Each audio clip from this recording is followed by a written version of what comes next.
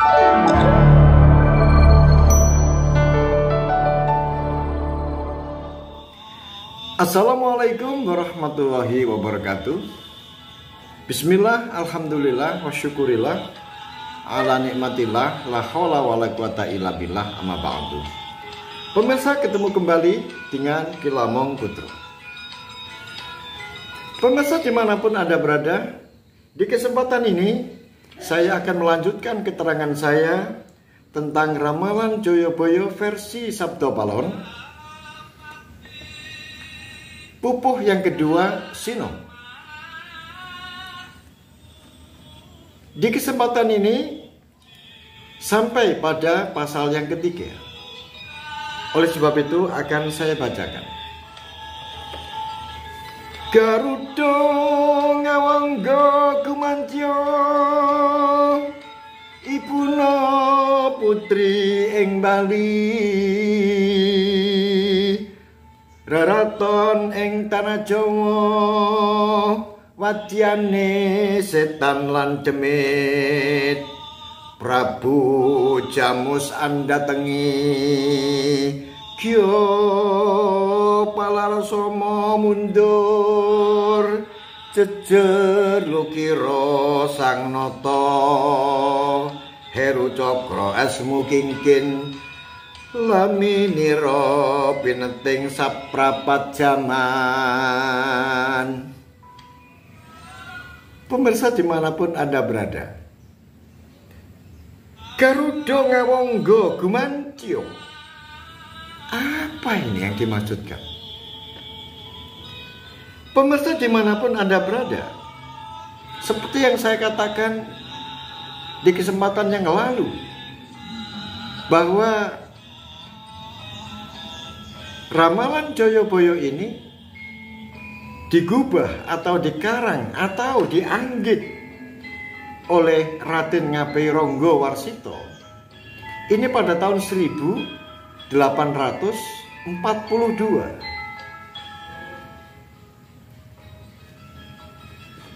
Kemudian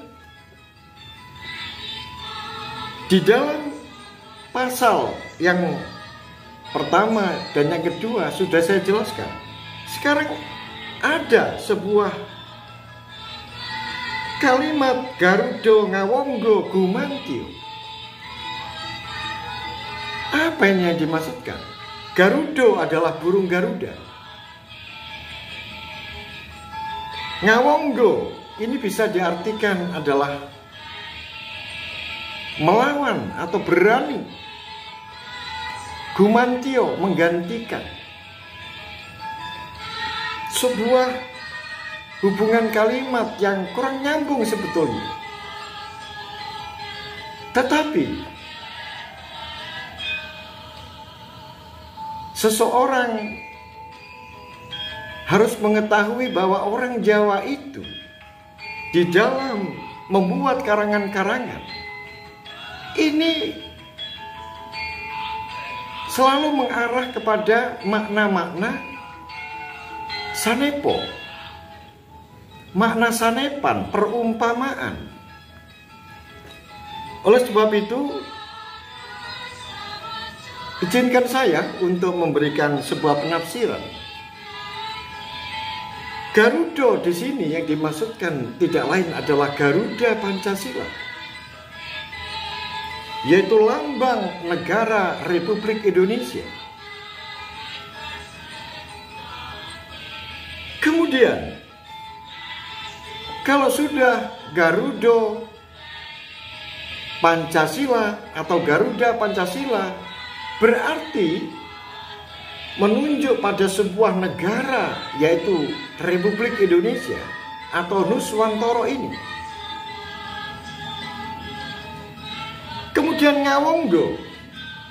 ngawangga di sini lebih mengarah kepada sebuah nama. Mungkin yang dimaksudkan adalah Awangga.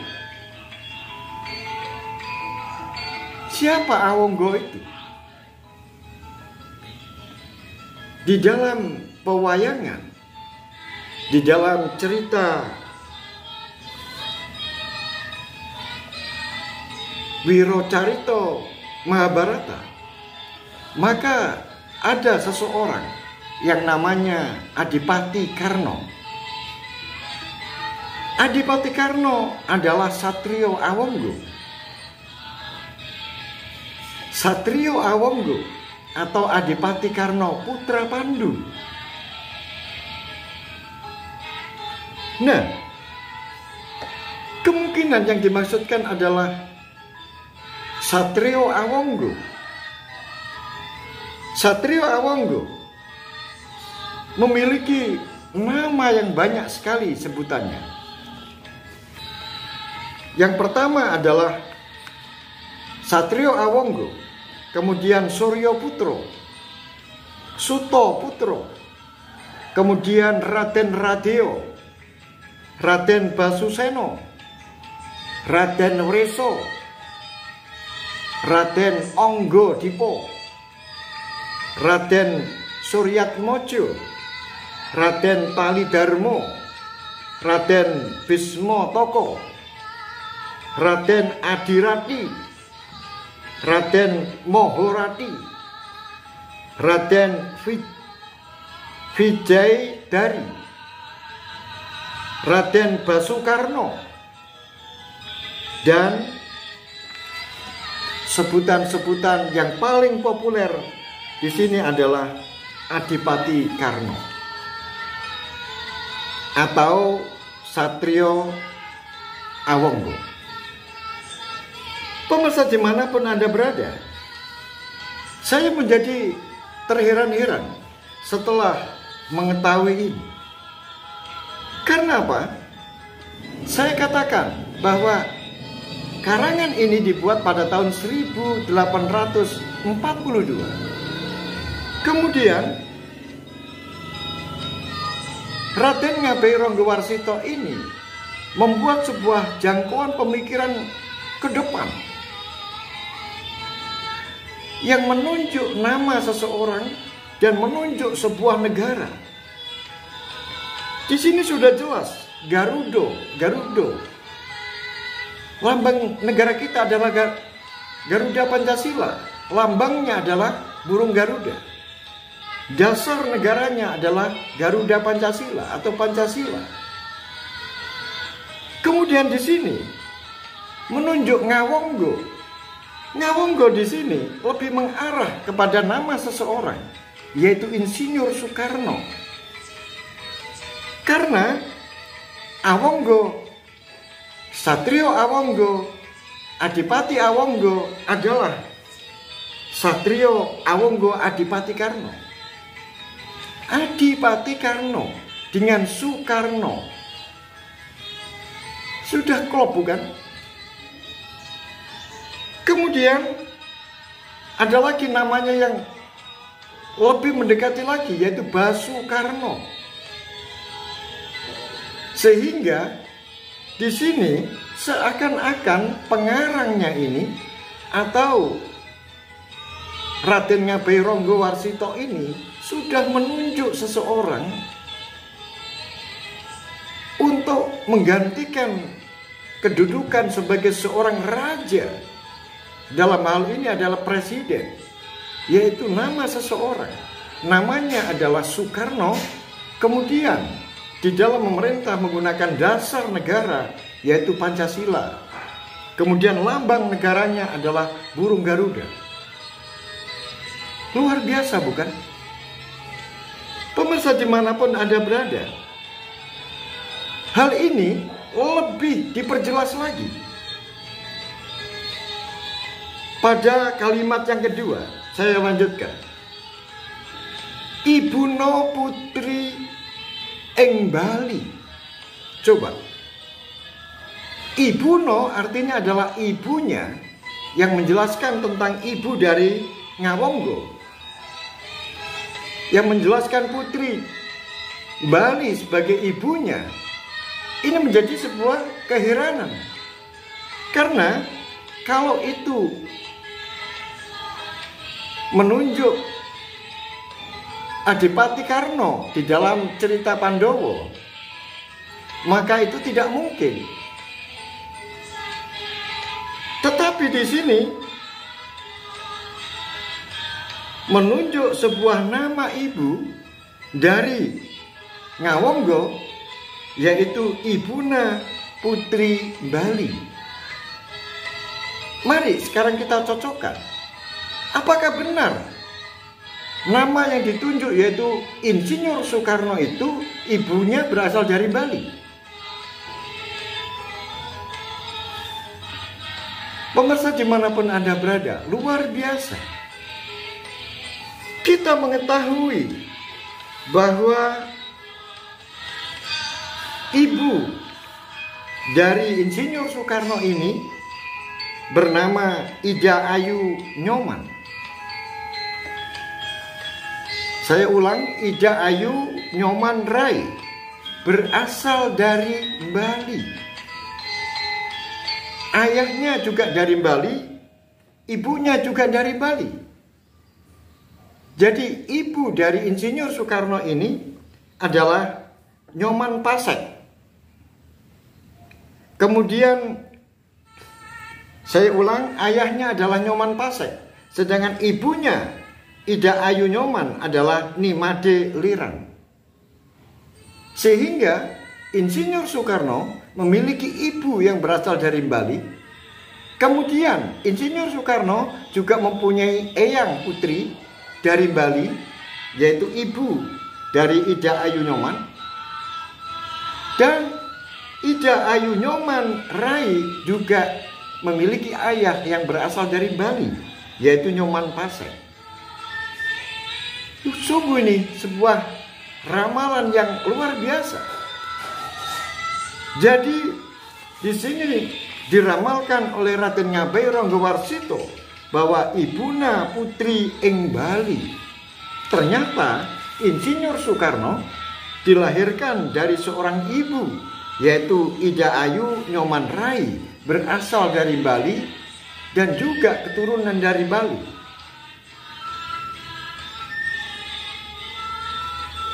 Pemirsa dimanapun Anda berada, ramalan ini bahkan ibunya yang ditunjuk, yang berasal dari Bali itu pun masih belum lahir ketika buku ini diciptakan. Ketika buku ini dibuat, ketika Raden Ngabai Ronggowarsito membuat ramalan. Karena buku ini, ramalan ini dibuat pada tahun 1842. Sedangkan Ida Ayu Nyoman Rai yang berasal dari Bali, ibunya Insinyur Soekarno itu lahir pada tanggal 1 Januari 1881.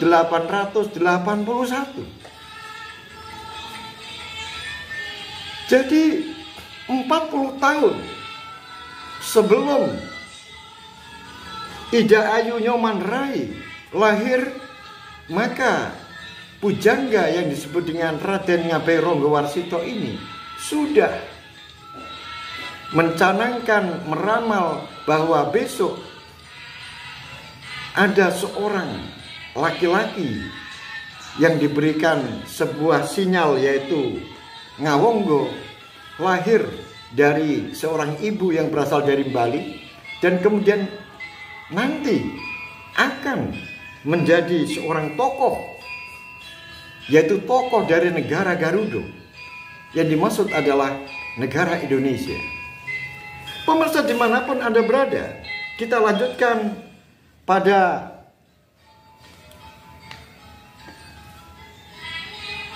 kalimat yang ketiga, raraton ing tanah Jawa. Kemudian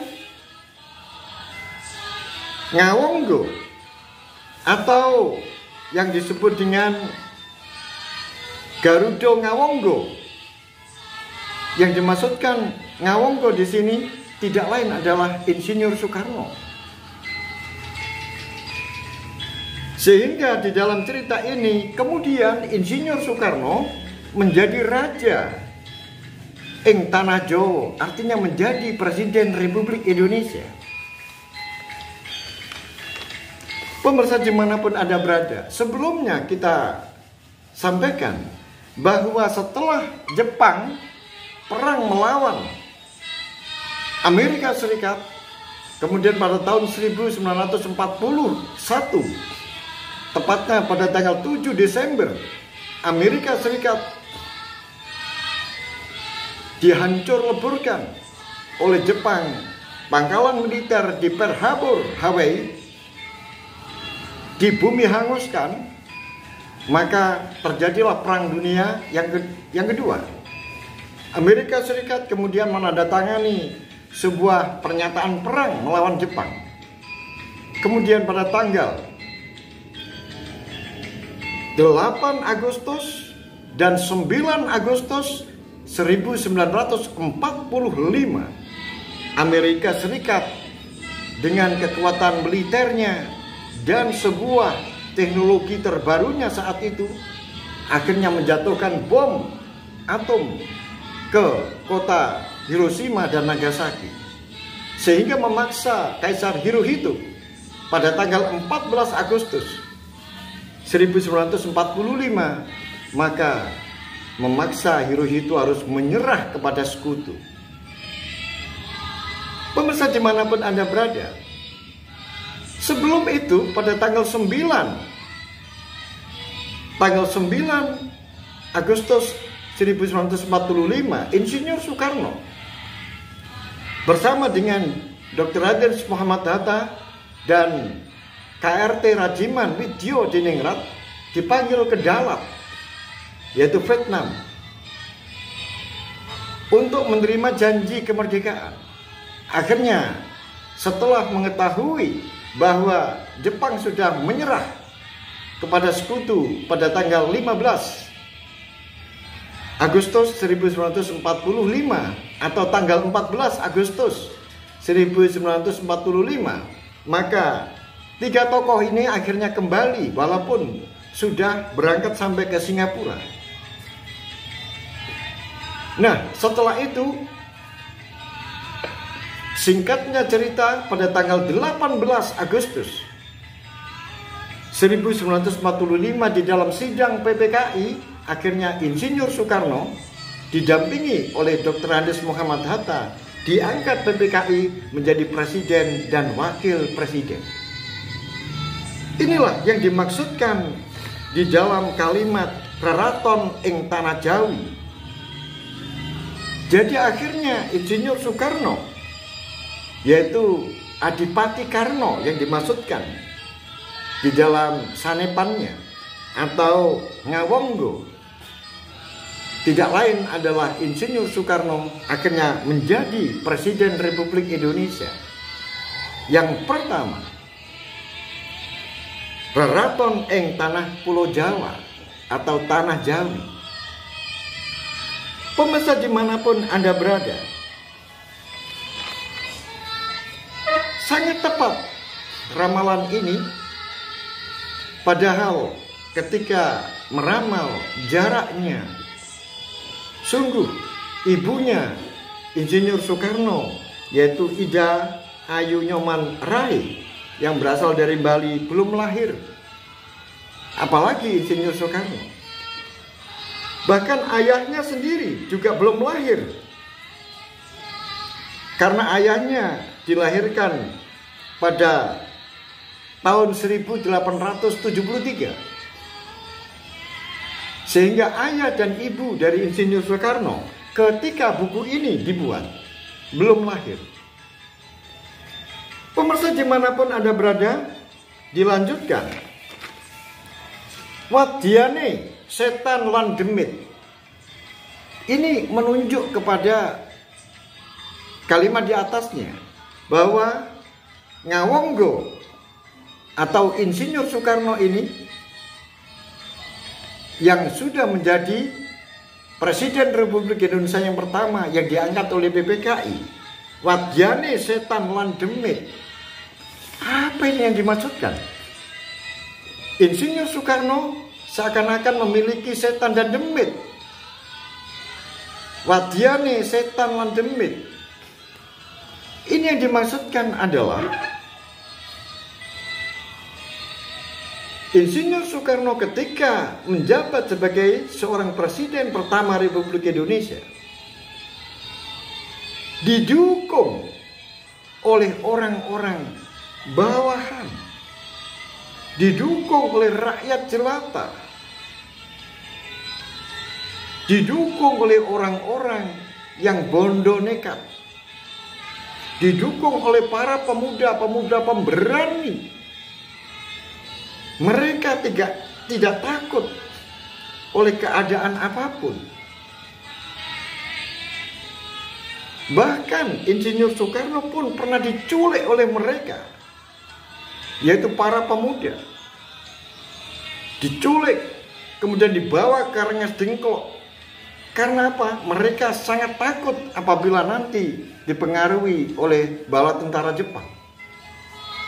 Inilah yang dimaksudkan dengan setan landemit, yang artinya para pemuda, para pendukung Insinyur Soekarno, seluruh bangsa Indonesia, yaitu pendukung-pendukung Insinyur Soekarno yang bondonya adalah bondo nekat, berani, hanya berani, karena senjata tidak punya. Kemudian apa yang ingin disumbangkan kepada Insinyur Soekarno? Hanya keberanian dan kenekatan untuk melawan orang-orang yang memusuhi Insinyur Soekarno. Tidak lain adalah bala tentara Jepang yang disebut dengan Ratu Jenar, dan juga mungkin yaitu lawan berikutnya, yaitu Prabu Jamus. Pemirsa dimanapun Anda berada, jadi sekali lagi saya katakan bahwa Wadyane setan landemit yang dimaksudkan adalah pendukung-pendukung Insinyur Soekarno saat itu, pada saat Indonesia baru merdeka, adalah orang-orang yang mempunyai tekad yang kuat, bondo nekat, hanya bondo berani, walaupun tidak punya senjata, mereka semuanya berani maju berperang. Kemudian saya lanjutkan, Prabu Jamus Andatengi. Seperti saya terangkan sebelumnya, yang disebut dengan Prabu Jamus adalah orang-orang bule. Prabu Jamus Andatengi artinya orang-orang bule datang kembali ke tanah Pulau Jawa, datang lagi ke Indonesia. Ini kalau kita cocokkan dengan sejarah yang ada, setelah menyerahnya Jepang, maka sekutu ingin kembali ke negara Indonesia. Tercatat pada tanggal 29 September 1945 di bawah pimpinan Mayor Jenderal Sir Philip Christison, maka mendaratlah tentara sekutu di Jakarta. Tetapi sayang, kapal perang yang dibawa oleh Sir Philip Christison itu di dalamnya dipenuhi dengan orang-orang Belanda. Artinya Belanda membonceng sekutu untuk kembali ke Indonesia. Orang-orang bule itulah di dalam Jongko Joyoboyo di sini disebutkan adalah Prabu Jamus, yaitu orang-orang bule mendatangi kembali. Kemudian dilanjutkan, Gio Polo Palarasono mundur. Kemudian mereka, Prabu Jamus ini tidak lama kemudian mundur. Dan ini kalau kita cocokkan di dalam sejarah, setelah terjadi pergolakan-pergolakan melawan sekutu, melawan Prabu Jamus, melawan Belanda yang membonceng dari Inggris ini, sehingga terjadilah di mana-mana pertempuran. Di Bandung, di Jakarta, kemudian di Ambarawa, dan di Surabaya yang begitu populer dengan tekadnya arek-arek Surabaya. Kemudian terjadilah perjanjian perjanjian KTN, Komisi Tiga Negara, yang kemudian menjadikan negara Republik Indonesia ini ibu kotanya pindah dari Jakarta pindah ke Jogja. Kemudian di Jogja terjadilah sebuah pergeseran nama sebuah negara yang asalnya Republik Indonesia kemudian bergeser menjadi Republik Indonesia Serikat. Kemudian setelah itu terjadi sebuah agresi militer. Agresi militer Belanda yang kedua membawa Indonesia ke sebuah perundingan yang disebut dengan Konferensi Meja Bundar.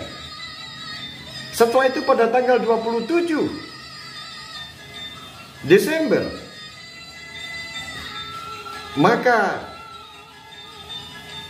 negara Republik Indonesia akhirnya dikembalikan ke pangkuan Insinyur Soekarno. Maka Insinyur Soekarno akhirnya menjadi Presiden Republik Indonesia kembali bersama dengan Dr. Andes Muhammad Hatta. Dan ketika Insinyur Soekarno dan Dr. Andes Muhammad Hatta juga masih menjabat sebagai presiden. Inilah yang disebut dengan Gio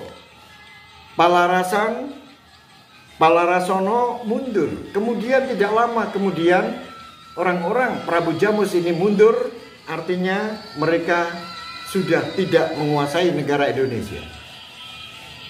Pemirsa dimanapun Anda berada, kemudian kalimat berikutnya adalah jejer lukiro sang noto. Nah ini yang dimaksudkan. Setelah Prabu Jamus mundur, maka jejer lukiro sang noto, artinya Insinyur Soekarno kemudian menggantikan kedudukan mereka, yaitu orang-orang yang berkulit putih atau orang-orang Belanda. Dan akhirnya Heru Cokro Esmu Kingkin Laminiro Pineting seperapat zaman. Artinya adalah setelah Insinyur Soekarno menjabat sebagai Presiden Republik Indonesia, di sini mendapatkan julukan Heru Cokro Esmu Kingkin, maka Laminiro Pineting seperapat zaman. Artinya Insinyur Soekarno menjabat sebagai Presiden Republik Indonesia hanya 1/4 abad, 25 tahun. Luar biasa. Padahal karangan ini dibuat pada tahun 1842. Kemudian di sini sudah diberikan sebuah jongko yang menyebutkan bahwa Insinyur Soekarno akan menjabat menjadi seorang Presiden Republik Indonesia selama 25 tahun. Ternyata kalau kita cocokkan di dalam sejarah, Insinyur Soekarno diangkat PPKI pada tanggal 18 Agustus 1945. Kemudian secara hukum berhentinya Insinyur Soekarno menjadi seorang presiden adalah pada tahun 1966. Sehingga ada 24 tahun. Luar biasa, mendekati bukan? Pemirsa dimanapun Anda berada, sampai di sini keterangan saya. Ada kurang dan lebihnya, saya mohon maaf yang sebesar-besarnya. Akhirul kalam, billahi taufiq wal hidayah, waridha wal inayah. Assalamualaikum warahmatullahi wabarakatuh. Salam budaya warisan Nusantara.